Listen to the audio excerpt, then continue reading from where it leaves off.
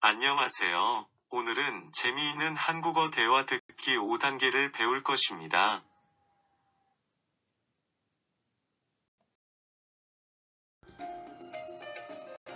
제1과 봉사하는 삶. 언니, 뭘 보는데 그렇게 울어? 저 애가 소녀 가장이래. 이제 중학교 3학년인데 동생들 뒷바라지 다 하고 그러면서 학교 생활도 열심히 하는 게 너무 기특하다. 소녀 과장이면 부모님이 안 계시다는 건데 그럼 고아원에서 살아야 하는 거 아니야?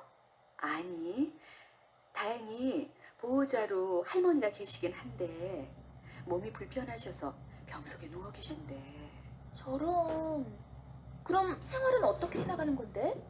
아르바이트를 하기도 하는데 생각보다 이런 사람들을 위한 제도가 잘 되어 있더라고. 정부나 사회복지시설로부터 경제적 지원도 받고 여기저기서 후원도 받는데, 그런데 경제적 지원이 다가 아니잖아. 그러게. 예전에 들었는데 노숙인이나 장애인들도 경제적 어려움보다 사회적 편견이나 냉담한 시선 때문에 더 힘들다고 하더라고. 그럴 거야. 저 애도 또래 친구들은 부모님이나 주위 어른들에게 어리광도 부리고 사랑받으면서 사는데 자기는 그러질 못해서 그게 제일 속상하대. 의지할 사람만 있어도 그렇게 힘들지는 않을 텐데. 그러고 보면 서로에게 힘이 되는 마음이야말로 진정한 도움인 것 같아. 그런 의미에서 언니도 나한테 관심 좀 기울이지 그래? 신문 기사를 보니까 기부나 봉사 문화가 많이 변했다고 하네요. 예전에는 연말연시나 무슨 큰일이 생겼을 때에만 기부나 봉사를 했는데 요즘은 정기적으로 이런 활동에 참여하는 사람들이 많아졌대요. 전에는 기부나 봉사가 특별한 사람들만 하는 거라고 생각했잖아요. 그런데 요즘은 방법이 다양하고 손쉬워지면서 우리 생활에 좀 더 가까워진 것 같긴 해요. 제 주변에도 기부를 하거나 봉사활동을 하는 친구들이 꽤 많아요. 혹시 세경 씨도 하세요? 네, 학교 근처에 저소득층 아이들을 위한 공부방이 있는데 거기에서 아이들을 가르쳐요. 좋은 일을 하시네요. 학교 다니면서 봉사활동을 하는 게 쉽지는 않을 것 같은데 그렇게 하는 특별한 계기가 있었어요? 아니요, 무슨 특별한 계기가 있어서 하는 건 아니에요. 다만 다른 사람에게 뭔가 도움이 되고 싶었을 뿐이에요. 그런데 사실은 아이들과 어울리면서 제가 배우는 게 더 많아요. 그렇구나. 저도 봉사활동을 해보고 싶었는데 어떻게 시작해야 할지 몰라서 못하고 있었거든요. 그럼 저하고 한번 같이 가보실래요? 준혁 씨 같이 잘생긴 선생님이 오면 아이들도 아주 좋아할 거예요. 뭘 그렇게 흐뭇한 표정으로 보고 있어요? 제가 매달 조금씩 후원하는 해외 아동이 편지와 사진을 보내와서 보고 있어요. 제가 후원해준 덕분에 학교에 다닐 수 있게 되었다고 감사의 편지를 보내왔네요. 어디 사진 좀 봐요. 와, 아이가 참 똘똘하게 생겼네요. 그런데 선영 씨 참 좋은 일을 하시네요. 저는 재해가 생기거나 연말 연시에는 약간씩 기부를 하지만 정기적인 기부는 하지 못하고 있어요. 그렇지만 상철 씨는 봉사활동을 많이 하잖아요. 누가 상철 씨가 매주 요양원에 가서 환자들을 돌본다고 하던데. 아무튼 시간을 내서 어려운 사람을 돕는 일이야말로 아무나 할 수 있는 일이 아니에요. 에이, 그렇게 말씀하시니 쑥스럽네요. 그런데 요즘 주말이나 휴가 기간을 이용해서 봉사활동을 하는 사람이 많아진 건 사실이에요. 의대에 다니는 제 친구도 잠 한 번 마음껏 자보는 것이 소원이라고 하면서도 그 바쁜 시간을 쪼개서 한 달에 한 번씩은 의료 봉사를 하더라고요. 며칠 전에 신문을 보니까 한국인 10명 중 3명 정도가 봉사활동이나 기부를 하고 있다고 해요. 경제 수준이 높아지면서 주위를 돌아볼 수 있는 여유가 생겼기 때문인 것 같아요. 저도 그 기사를 읽었어요. 특히 아이들이 용돈을 줄여 어려운 이웃을 돕는 내용이 아주 감동적이었어요. 이 말을 하다 보니 그러지 못하는 제 자신이 아주 부끄럽네요.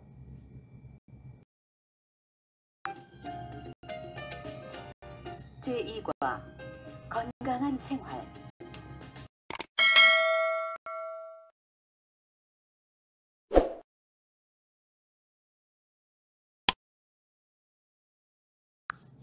재훈 씨가 입원했다고 들었는데 어디가 안 좋은지 혹시 아세요? 자세히는 모르겠는데 간이 많이 안 좋아졌다고 들었어요. 설마 암은 아니겠죠? 저도 그동안 재훈 씨가 술을 너무 즐겨서 혹시 암이 아닐까 걱정했었는데 다행히 암은 아니래요. 그동안 몸을 너무 혹사해서 간이 안 좋아진 모양이에요. 그래도 암이 아니라니 천만 다행이네요. 그런데 과로도 과로지만 술을 그렇게 마셔대니 간이 건강할 수 있겠어요? 아무튼 재훈 씨 간이 세상 사람들 간 중에서 최고로 바쁠 거예요. 간이 해독작용을 잘할 수 있도록 하기 위해서는 한 번 술을 마신 후 2, 3일은 술을 마시면 안 된다네요. 의사 선생님이 재훈 씨에게 오래 살고 싶으면 술을 끊으라고 했다니 정신을 차리겠지요. 재훈 씨도 재훈 씨지만 석호 씨도 담배 좀 끊으세요. 기침을 자주 하는 걸 보면 폐나 기관지가 안 좋은 것 같던데. 안 그래도 담배를 끊는 중이에요. 이제 3주 정도 되었는데 이번에는 무슨 일이 있어도 금연에 꼭 성공하려고요.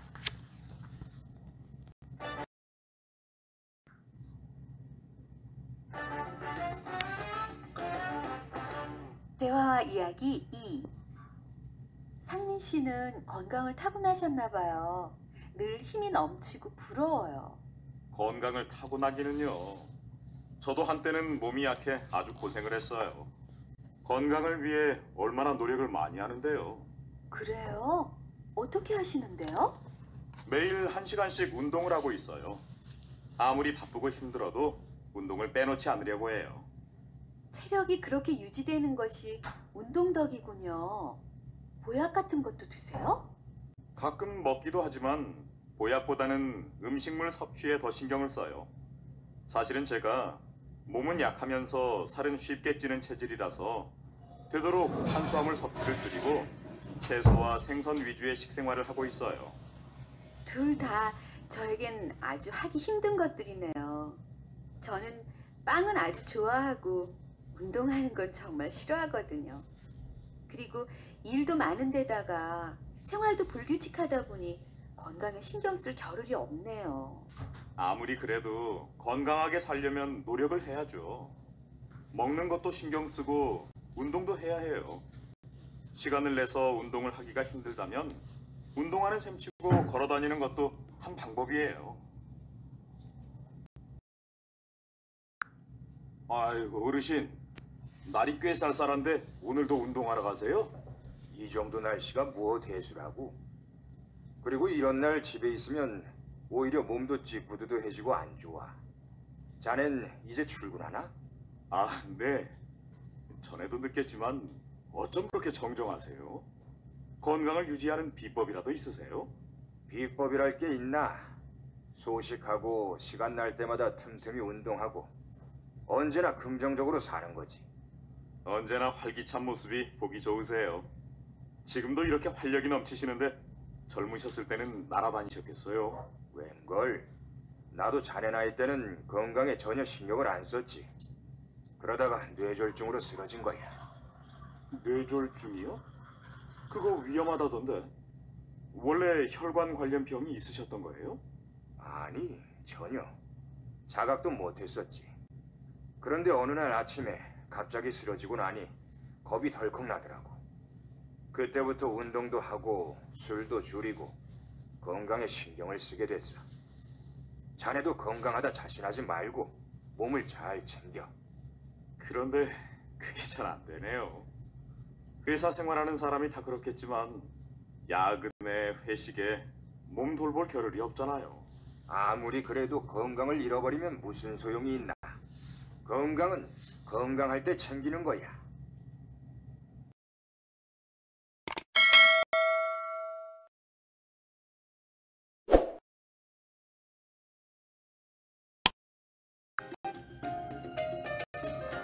제3과 면접.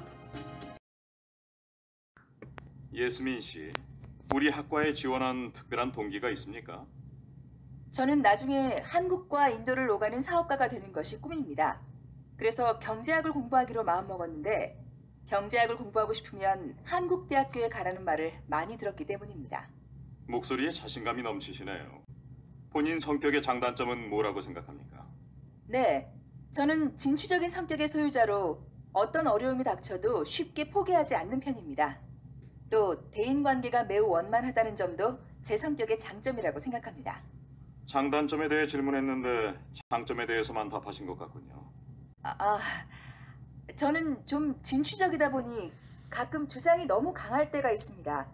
이 점이 제 단점이라고 생각해서 늘 다른 사람의 의견에 귀 기울이기 위해 노력하고 있는데요. 제가 또 실수를 했네요. 그럼 한 가지만 더 묻겠습니다. 지원서의 특기사항을 보니까 외국어 능력 우수라고 써 있는데 어떤 외국어를 할 수 있습니까? 네, 한국어는 중급 정도의 수준이지만 영어, 중국어는 능숙하게 합니다.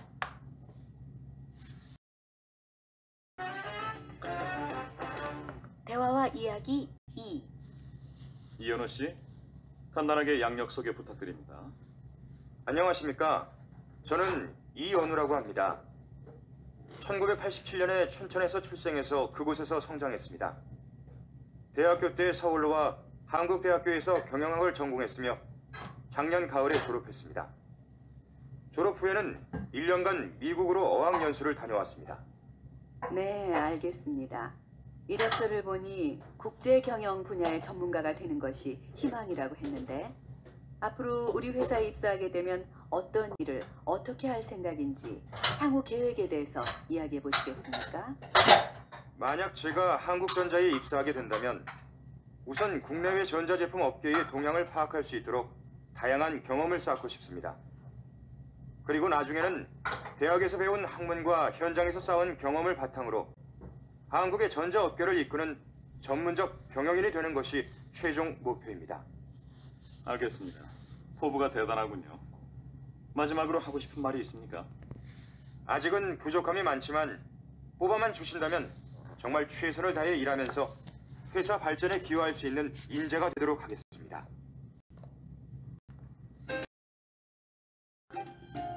제3과 면접 활동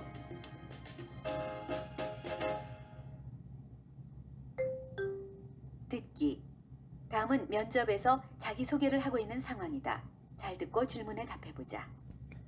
김진수 씨 자기소개를 한번 해보시겠습니까? 1, 2분 정도의 시간을 드리겠습니다. 안녕하십니까? 저는 김진수라고 합니다. 1985년 경주에서 태어나 고등학교 때까지는 그곳에서 성장했습니다. 부산국제대학교에서 전자공학을 전공하였으며 부전공으로는 경제학을 공부했습니다. 대학교 재학 중에는 세상에 대한 경험의 폭을 넓히고 외국어 실력도 쌓기 위해서 영국으로 어학연수를 다녀왔습니다. 그리고 교내 학생회 활동과 자원봉사 동아리 활동 등을 활발하게 했습니다. 자원봉사 동아리에서는 회장을 맡기도 하는 등 누구보다 적극적으로 봉사활동에 임했습니다. 저는 이제 대학을 졸업하고 사회인이 되고자 합니다. 그리고 제가 사회인으로서 첫 발을 내딛는 곳이 다름 아닌 대한무역 주식회사였으면 좋겠습니다. 대한무역은 전자부품을 세계에 수출하는 국제적인 무역회사입니다. 전자공학과 경제학을 전공한 저에게는 대한무역에서 근무를 하는 것이 희망이자 포부였습니다. 이곳에서 일하게 된다면 제 능력을 가장 잘 발휘할 수 있을 거라고 생각했기 때문입니다. 저에게 입사의 기회를 주신다면 앞으로 회사 발전에 기여할 수 있는 일꾼이 되겠습니다. 감사합니다. 듣고 말하기. 다음 면접에서의 대화를 잘 듣고 들은 내용을 참고해 이야기해보자. 우선 자기소개를 간단하게 부탁드리겠습니다. 안녕하십니까? 저는 중국에서 온 왕웨이라고 합니다. 산둥대학교 2학년에 재학 중이며 지금은 휴학을 하고 고려대학교에서 한국어를 공부하고 있습니다.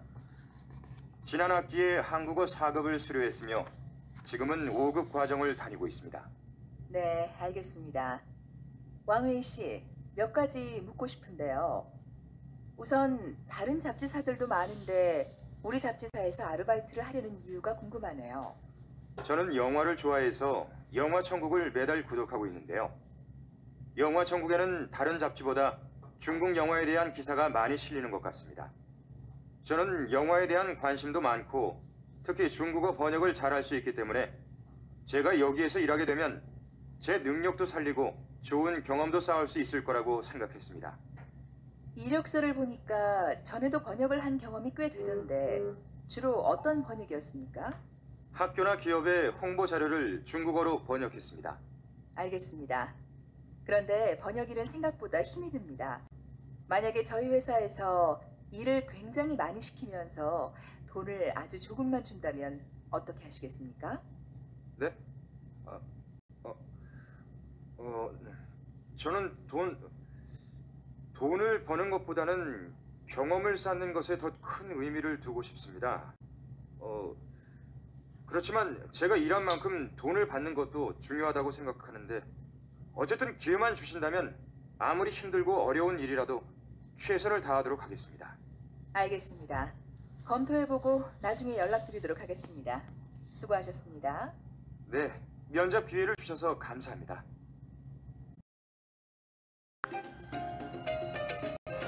제4과 스포츠. 무슨 이야기가 그렇게 재미있어요? 저도 좀 띄워줘요. 아, 우리요? 어제 있었던 야구 경기 이야기하고 있었어요. 제임스 씨도 봤어요? 올림픽 예선 말이지요? 결과가 어떻게 됐어요? 완전히 한편의 드라마였다니까요. 거의 지는 경기다 싶었는데 9회 말에 역전 홈런으로 이겼어요. 전 원래 야구는 양 팀이 서로 점수를 주고받으며 엎치락 뒤치락 하는 게 묘미라고 생각했었거든요. 그런데 어제 경기처럼 큰 점수차로 지고 있다가 막판에 역전을 하니까 그것보다 흥미진진한 게 없던데요. 재미있었겠네요. 그럼 이제 올림픽에 나갈 수 있는 거예요? 네, 다음에 경기가 하나 더 있기는 한데 그 경기 결과에 관계없이 본선에 나갈 수 있대요. 그런데 나츠키 씨, 원래 야구 좋아했어요? 좋아하기는요. 전에는 뭐가 스트라이크고 뭐가 볼인지도 몰랐는 거려. 그런데 야구광인 현석 씨하고 붙어 다니다 보니 저도 이제 야구가 뭔지 좀 알게 됐어요. 무슨 겸손의 말씀을. 나츠키 씨 야구 지식은 전문가 뺨칠 정도예요.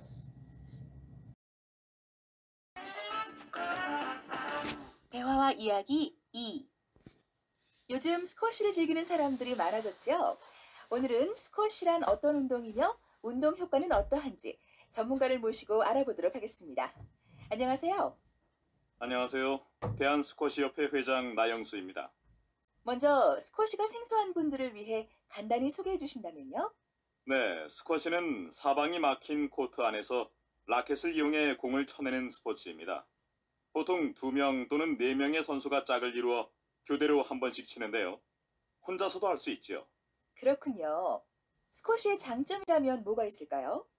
짧은 시간에 최대의 운동 효과를 얻을 수 있는 스포츠로 스쿼시만한 것이 없지요. 같은 시간 운동을 했을 때 테니스의 운동 효과보다 4배나 높습니다. 유산소 운동이기 때문에 심폐기능 강화에도 매우 효과적이고요. 또한 실내 운동으로 날씨와 시간에 구애받지 않고 사계절 가능하며 혼자서도 충분히 경기를 즐길 수 있는 매력이 있습니다. 네, 굉장히 장점이 많군요. 그런데 배우기 어렵지는 않습니까? 초보자의 경우 3개월 정도만 연습하면 어느 정도 수준에 오를 수 있는데요. 다소 과격한 운동이기 때문에 무리하지 않는 것이 중요합니다. 제4과 스포츠. 활동.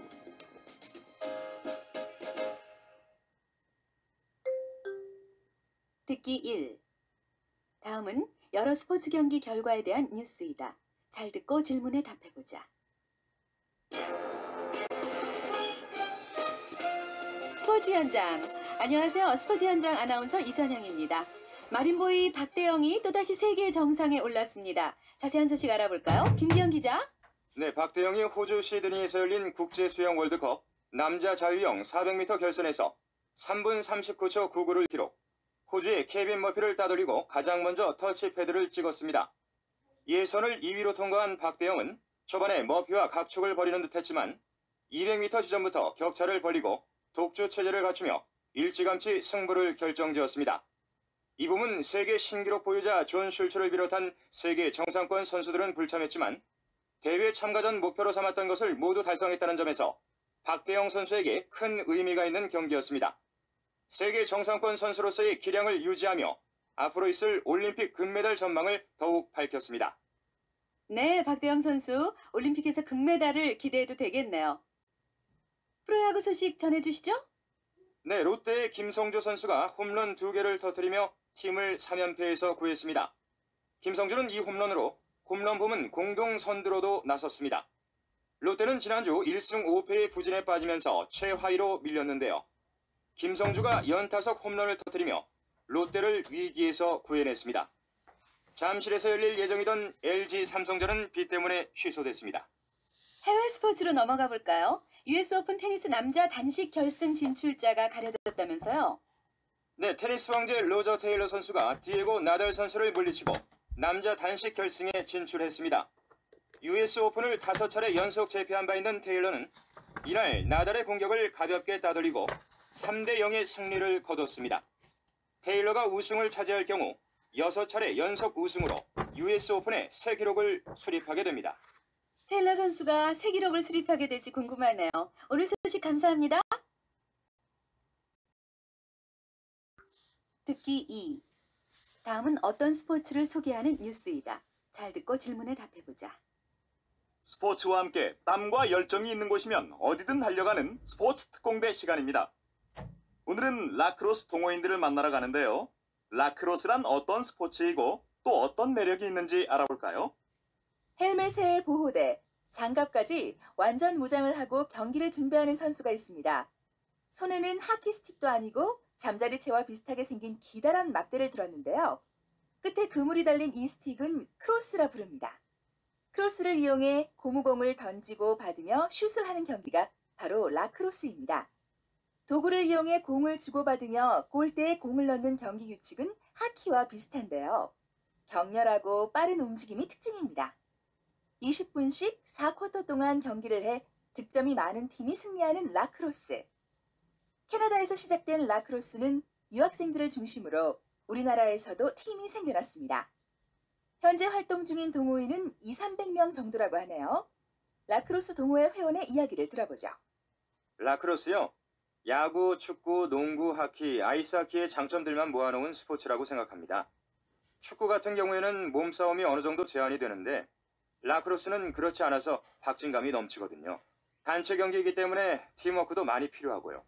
시속 100km 이상의 빠른 공이 넘어다니기 때문에 쉼 없이 뛰고 굴러야 하는 라크로스 경기는 체력 소모가 상당합니다. 또한 수비를 할 때에는 격렬한 동작으로 흐름을 저지하기 때문에 크고 작은 부상이 생기기도 합니다. 하지만 이렇게 거친 면이 라크로스의 매력이기도 하죠. 숨차죠. 축구도 해봤지만 축구보다 더 빠른 경기고 공수 전환이 너무 빨라서 그만한 체력이 안 되면 힘든 운동인 것 같아요. 또한 자주는 아니지만 다치는 일도 있고요. 그런데 경기장에서 내가 가진 능력을 다 토해내고 나면 다른 어떤 스포츠를 했을 때보다 힘들면서도 개운한 느낌이 들어요. 그게 제일 큰 매력이죠. 다양한 종목의 장점을 모은 라크로스. 그 재미에 한번 빠져보는 건 어떠세요?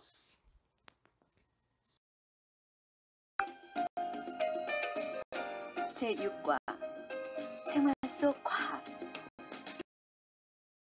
대화와 이야기 1. 시원하다.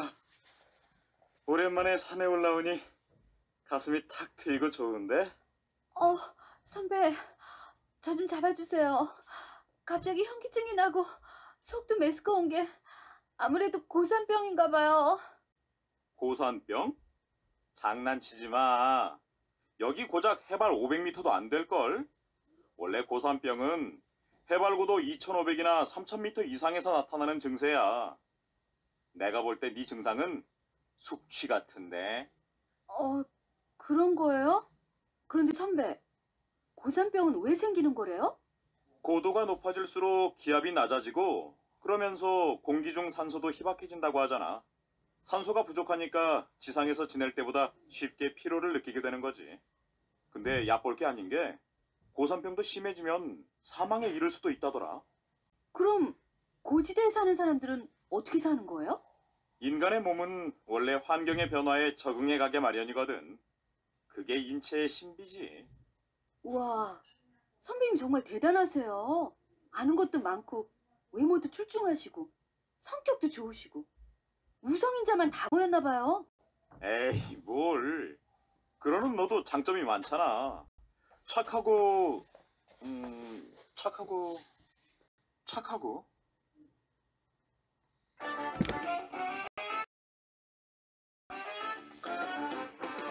대화와 이야기 2.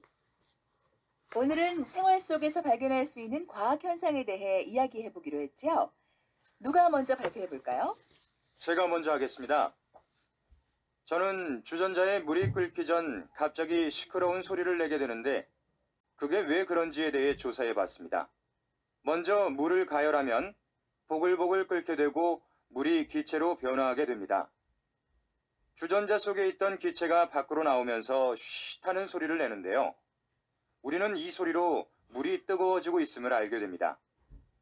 이러한 현상이 지속되면 물이 끓는 점에 가까워지게 됩니다. 그러면 기체는 모두 밖으로 빠져나가게 되고 더 이상 밖으로 빠져나갈 기체가 없는 상태가 되면 주전자가 조용해집니다. 그러나 이러한 정적도 잠깐에 지나지 않습니다. 물이 완전히 끓게 되면 물속에서 대류가 일어나면서 또다시 시끄러운 소리가 나게 됩니다. 이상입니다. 혹시 질문이 있으십니까? 네, 발표 잘 들었습니다. 발표 중에 모르는 단어가 있어서 질문 드리는데요. 대류가 무엇인지 설명해 주시겠습니까? 네, 대류란 열로 인해 액체나 기체가 아래, 위로 뒤바뀌며 움직이는 현상을 말합니다. 주전자 안에서 물이 끓을 때 물의 순환을 생각해 보시면 이해에 도움이 될 것 같습니다. 더 질문이 없습니까? 없으시면 이상으로 마치겠습니다. 들어주셔서 감사합니다. 듣기 1. 생활 속 과학 현상과 관련된 대화이다. 잘 듣고 질문에 답해보자. 귤 맛이 왜 이래? 왜? 맛이 없어? 난 맛있던데? 아, 조금 전에 이를 닦아서 그런가 보다. 양치질한 다음에 바로 과일을 먹으면 맛이 이상하잖아. 근데 왜 그런지 너 혹시 아냐? 아니? 그럼 어디 한번 찾아볼까? 모르는 것은 인터넷에 물어보면 되지. 여기 있다. 읽어줄게. 잘 들어봐. 비밀은 우리 혀에 숨어 있다. 혀를 자세히 들여다보면 오톨도톨 작은 돌기가 수없이 나 있는데 그 안에 맛을 감지하는 미세포가 들어있다. 미세포는 보통 열흘에 한 번 새롭게 교체된다. 그만큼 늘 신선하게 깨어있는 감각을 유지하는 것이다. 야, 그러니까 양치질하고 무슨 관계가 있다는 거야? 가만 기다려봐. 양치질을 할 때 사용하는 치약에는 치아의 표면을 깎아내는 연마제, 거품을 풍성하게 만드는 발포제, 계면 활성제가 양치 후 과일 맛을 쓰거나 텁텁하게 만드는 주범이다. 치약에 들어있는 여러 화학 성분이 미세포의 감각을 뒤죽박죽으로 만들어서 과일의 원래 맛을 못 느끼게 한다는 거야. 특히 과일의 산과 반응하면 잠깐 동안 미각이 마비되기도 한대. 결국 치약 때문이라는 거지? 응. 야, 내가 원래 과일 맛을 느낄 수 있는 방법 가르쳐 줄까? 뭔데? 양치질하고 난 후에 과일을 먹지 말고 과일을 먹고 난 다음에 양치질을 하면 돼.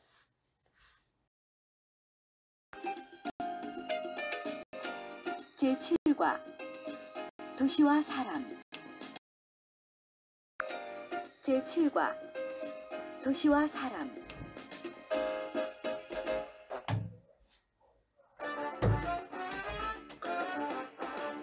대화와 이야기 1. 도심 한복판에 아기자기한 골목길이 있네요. 서울 같지가 않아요. 그렇죠. 사람들이 서울하면 을의 빽빽한 빌딩 숲이나 꽉 막힌 도로만을 떠올리는 경우가 많은데 구석구석 돌아다니다 보면 이런 정겨운 풍경이 남아있는 것도 꽤 있어요.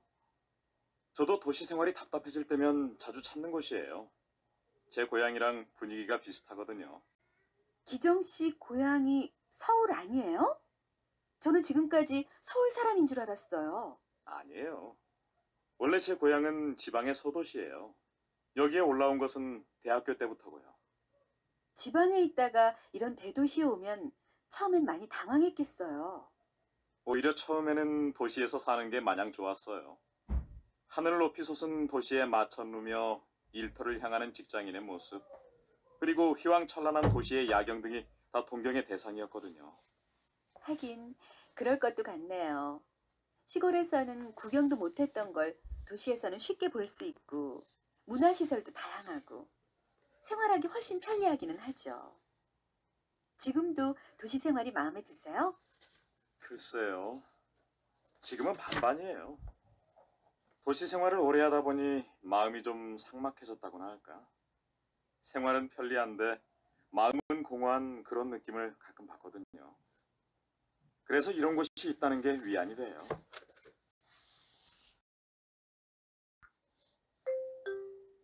듣기 1. 살기 좋은 도시의 조건에 대한 대화이다. 잘 듣고 질문에 답해보자. 올해도 또 나왔네. 매년 뽑는 그 살기 좋은 도시. 어디 봐. 또 맨 유럽 도시들 뿐이네. 아시아 도시들은 이번에도 없나? 상위권에만 없을 뿐이지 있기는 있어. 여기 봐봐. 그래도 다른 대륙에 비하면 너무 적은데. 선정 기준이 도대체 뭐야? 여러 가지가 있는데 사회 공공시설과 복지, 환경 등에 대해 조사했나 봐. 그런데 아시아 국가들은 인구 밀도가 너무 높고 대기오염 같은 환경적 요인에서 점수를 많이 깎였대. 환경도 중요하긴 한데 사회적으로 안정됐는지가 더 중요할 것 같은데. 치안이나 범죄 발생률 같은 거. 그런 면에서 아시아는 좀 안정되지 않았어? 우리가 사는 곳이 이렇게 매력도가 떨어지는 줄 몰랐네. 그런데 나도 며칠 전에 어떤 외국인이 쓴 기사를 읽었는데 외국인들 눈에는 한국을 비롯한 아시아의 대도시들이 천편일률적으로 비슷해서 독특한 매력을 찾기 어렵다고 하더라고. 특히 회색의 아파트들이 쭉 늘어선 모습을 보면 삭막하고 황량한 느낌을 받는다나 봐. 교통체증은 말할 것도 없고. 대도시면 다 그런 거 아니야? 그런데 이런 도시들은 녹지와 정책같이 이런저런 노력들을 많이 하니까 그렇겠지.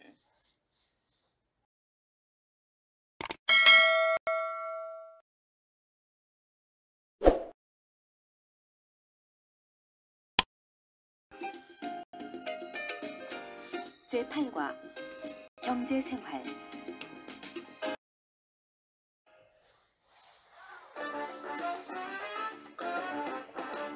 대화와 이야기 1.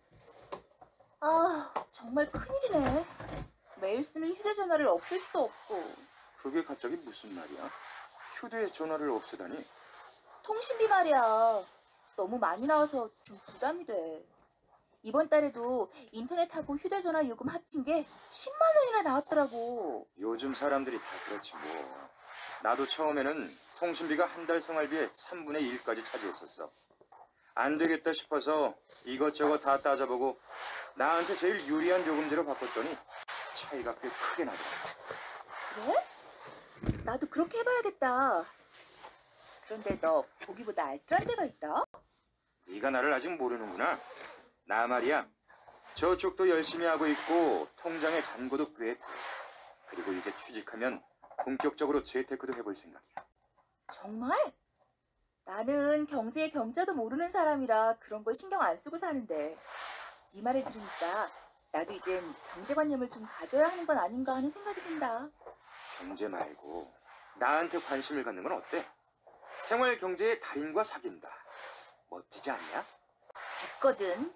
생활 경제의 달인이 아니라 왠지 잔소리의 달인일 것 같다.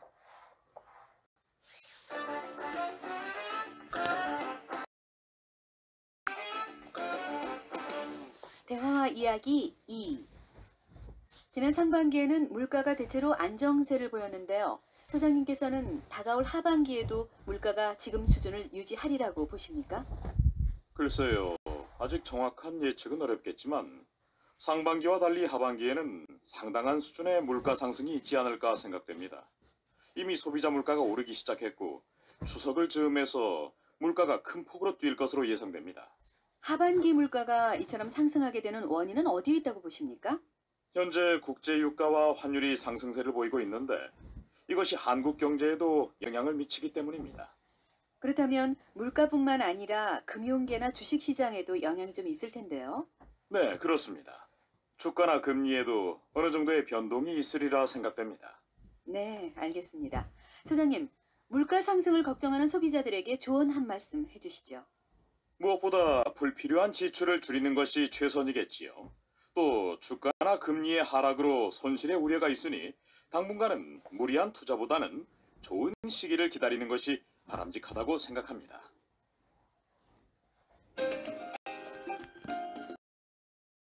듣기 1. 다음은 경제관념에 대한 대화이다. 잘 듣고 질문에 답해보자. 야, 우리 있잖아. 시험도 끝났는데 영화 한 편 볼래? 영화? 안 갈래. 내가 이번 달부터는 유흥비 지출을 반으로 줄이기로 했거든. 지난 한 달 생활비를 정리해보니까 쇼핑하고 영화 보고 친구들 만나느라고 쓴 돈이 거의 대부분인 거야. 그래서 정말 반성하는 마음으로 이번 달부터는 반드시 필요한 지출이 아니면 하지 않기로 했어. 야, 재미없게 왜 그래? 나도 지난달 신용카드 대금 만만치 않게 나왔어. 근데 그런다고 하늘이 무너지겠냐? 너 아르바이트도 하잖아. 그 돈 어디에 쓰게? 너는 나보다 더 심하구나. 정말 경제관념이 없어도 너무 없다. 그렇게 버는 대로 다 쓰다가 나중에 급한 일이라도 생기면 어떡해? 부모님한테 손 벌릴 수도 없는 처진데 걱정도 안 되니? 넌 걱정도 팔자다. 생기긴 무슨 일이 생겨. 그리고 영화를 보는 건 유흥비에 들어가는 게 아니라 문화비에 들어가는 거라고. 대학생이면 그 정도의 문화생활은 해줘야지. 그것도 일종의 공부야. 아이고, 내가 너한테 무슨 말을 하겠니? 너 나중에 정말 알뜰살뜰한 여자하고 결혼해야겠다. 너 같은 사람 만나면 절대 안 돼. 알겠지? 듣기 2. 다음은 경제 전문가와의 대화이다. 잘 듣고 질문에 답해보자. 요즘 물가 상승으로 소비자 경제가 위축되어 있는데요. 소장님께서는 다가올 하반기 경제는 어떻게 되리라고 보십니까? 다행히 하반기에는 물가가 안정되고 소비자 경제도 활기를 띠지 않을까 생각됩니다. 이렇게 예측할 수 있는 근거로 일단 국제 경제가 회복세를 보이고 있다는 점을 들 수 있습니다. 또 급등세를 보이던 국제 유가도 약간씩 하락하고 있는 추세이고요. 따라서 국내 물가도 상승세를 멈추고 안정세를 보이리라고 생각합니다. 게다가 은행 금리가 소비자에게 유리하게 변하면서 시중에 돈이 많이 풀리고 있는 현상도 하반기에 소비자 경제가 회복될 것이라는 전망을 가능하게 하고 있습니다. 네. 그러면 이런 상황에서 현명한 소비자라면 어떻게 해야 할까요? 네, 우선은 경제가 좋아질 것이 기대되므로 지나치게 지출을 아끼고 돈을 쓰지 않는 것보다는 필요한 구매를 하는 것이 바람직합니다. 소비가 활성화되면 그만큼 국내 경제 여건도 좋아지기 때문입니다. 네, 소장님. 좋은 말씀 감사드립니다.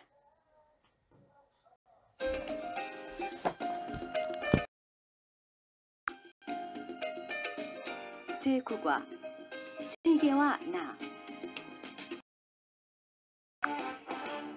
대화와 이야기 1.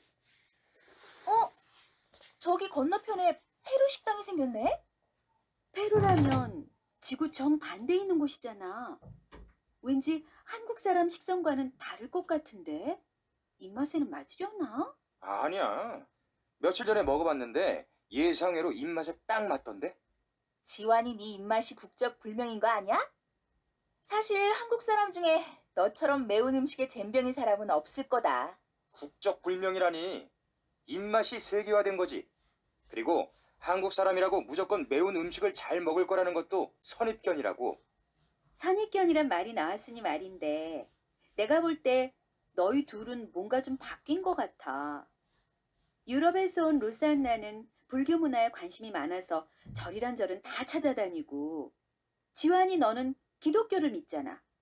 종교야 그렇다 쳐도 로산나는 외모만 서양 사람이지 식성이나 행동, 사고방식이 완전한 동양인이잖아. 누가 너처럼 양반다리를 하고 앉아서 젓가락질을 하는 사람을 유럽 사람이라고 생각하겠어? 하긴 나도 내가 이렇게 한국과 잘 맞을 줄 몰랐어. 가끔은 내 할머니의 할머니의 할머니가 한국에서 건너오신 건 아닌가 하는 생각도 든다니까.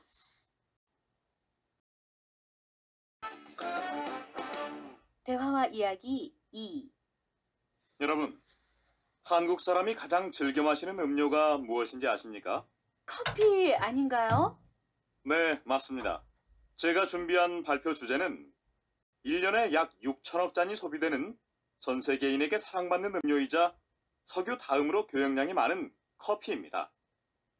저는 커피가 없는 삶은 상상도 할 수 없는 커피 애호가 에르난 곤잘레스입니다. 나눠드린 자료를 보시면서 들어주시기 바랍니다. 커피란 말은 어디에서 온 것일까요? 커피의 어원은 힘을 뜻하는 아랍어 카파에서 왔다고도 하고 에티오피아의 케파라는 지역에서 커피가 자랐기 때문이라고도 합니다. 커피를 맨 처음 먹기 시작한 사람은 어디에 누구였을까요? 커피의 역사는 기원전으로 거슬러 올라가는데 에티오피아에서 커피 열매를 읍개어 갖고 다니며 먹었던 것에서 비롯되었다고 합니다. 그 후 6세기에서 9세기에 걸쳐 아라비아 반도에 전해졌고 그것을 아랍인들이 식용이 아닌 음용으로 바꾸어 즐기기 시작했습니다. 이슬람 교도들이 커피를 애용한 이유는 밤늦은 명상의 시간에 커피의 각성 효과가 도움이 되기 때문입니다. 이후 16세기에는 이집트에 전해졌고 오스만 제국을 통해 발칸반도까지 퍼졌다가 17세기에 이르러 유럽 각국으로 전파되었습니다.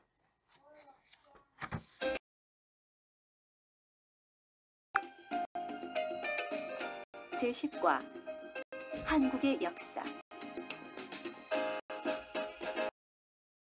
대화와 이야기 1. 어제 불멸의 김유신 마지막 회 봤어요? 그동안 그 드라마 보는 맛에 살았는데 이제 무슨 재미로 살죠? 그러게요. 신라가 삼국을 통일하는 과정이 정말 흥미진진하게 그려졌었는데.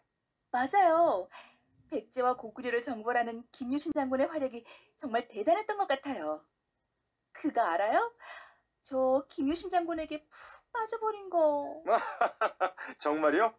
김유신 장군이 아니라 그 배우를 좋아한 건 아니고요? 아니라고 말할 수는 없지요. 그렇지만 그 드라마를 보다 보니까 왜 김유신 장군이 그렇게 존경받는 위인이 되었는지 알겠더라고요. 린다 씨, 그렇게 사극을 열심히 보다가 조만간 저보다 한국 역사에 대해서 더 많이 알게 되는 거 아니에요? 설마요. 그런데 사극 덕분에 한국 역사에 관심이 생긴 건 사실이에요. 처음에는 그냥 의상도 멋있고 볼거리도 많아서 보기 시작했는데 자꾸 보니까 점점 한국 역사에 빠져들게 되더라고요. 저번에는 고려시대, 이번에는 삼국시대를 배경으로 한 사극을 봤으니까 이제 조선시대가 배경인 사극만 더 보면 린다 씨는 한국사를 꽉 잡게 되겠네요.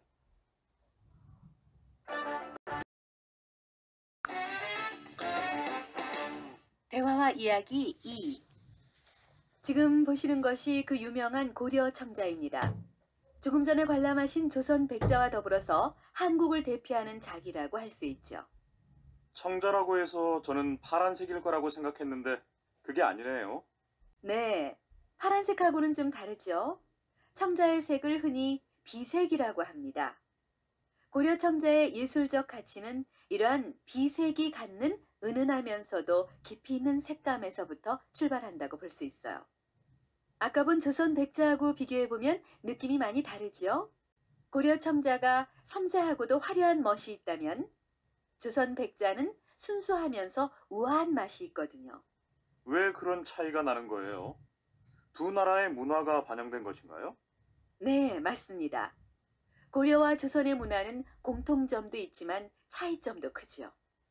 고려의 문화는 불교적 색채가 강한 동시에 매우 귀족적이라는 특징이 있는 반면에 조선의 문화는 유교적이면서 서민적이라는 특징을 가지고 있습니다. 그런 점이 두 나라의 자기에 반영된 것이고요. 그러고 보니 텔레비전에서 보았던 고려시대의 한복하고 조선시대의 한복도 그런 특징을 가지고 있었던 것 같네요. 제10과 한국의 역사 활동.